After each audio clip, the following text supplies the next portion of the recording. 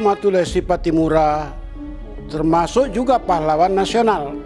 Thomas Matulesi dilahirkan pada tahun 1783 di Saparua, sebuah pulau di selatan Pulau Seram.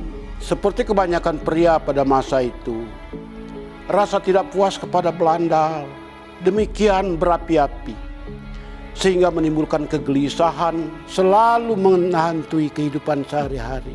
Tahun 1816, Inggris menyerahkan Nusantara kepada Belanda dan diterima oleh 3 orang gubernur jenderal, Elaud, Busquets, dan Pandel Capellen.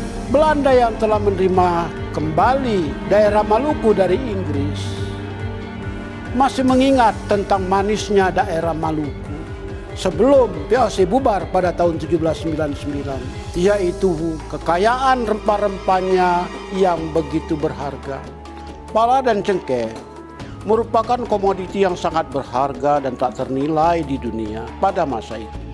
Ini yang menyebabkan Belanda semakin lama semakin erat mencengkeram kehidupan sosial ekonomi di daerah Maluku. Kegelisahan itulah yang sebetulnya menerbitkan rasa tidak puas kepada Belanda secara diam-diam. Kehidupan terasa bagai dipaksakan. Harga telah ditentukan. Panen yang semula mendatangkan kegembiraan kini mendatangkan kedukaan. Harga yang diharapkan dapat memperbaiki kehidupan ternyata di bawah VOC justru menyengsarakan. Maka timbullah pemberontakan rakyat.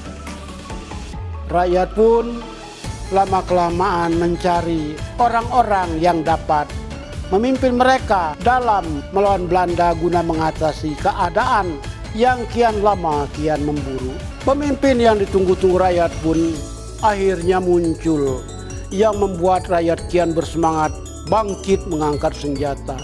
Pemimpin-pemimpin seperti Kapitan Pattimura, Philip Latumahina, Said Parenta, Anthony Ribok, semuanya adalah orang-orang yang menginginkan perbaikan dalam kehidupannya. Perbaikan kehidupan bagi rakyat, agar ketenteraman yang dulu mereka miliki segera kembali lagi. Tapi perlawanan rakyat tersebut disambut Belanda dengan ganas. Penyambutan VOC yang demikian rupa menyebabkan rakyat pun kian ganas pula dan kian kencang menyuarakan keadilan. Maka dalam perang pada tahun 1817, benteng Duurstede di Saparua dapat dihancurkan dan seluruh penghuninya yaitu orang Belanda dibinasakan. Hal tersebutlah yang menyebabkan Belanda akhirnya mengadakan pembalasan kepada Pattimura dan kawan-kawannya. Maka dalam pembalasan tersebut Belanda mendatangkan pasukan yang lebih banyak sehingga peperangan pun merebak kembali dengan lebih dahsyat. Dalam peperangan-peperangan yang terjadi di mana-mana, di Ambon, di Seram, di Saparua, semua peperangan tersebut menelan banyak korban. Dalam peperangan yang kian lama kian menggila tersebut, Pattimura dan kawan-kawannya pun akhirnya tertangkap dan Belanda menjatuhkan hukuman gantung kepada mereka pada tanggal 16 Desember 1817. Dihadapkan pada hukuman seberat itu, para pemimpin Maluku, pemimpin rakyat yang setia membela rakyatnya tiada gentar.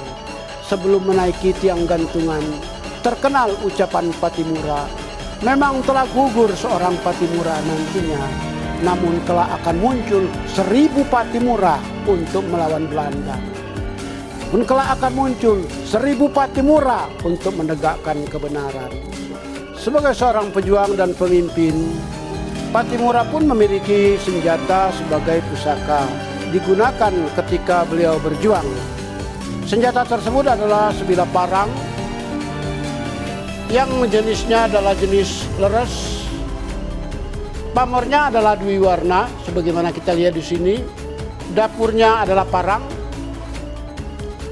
Tangguhnya semenep. Empu yang membuatnya adalah Empu Sugianto.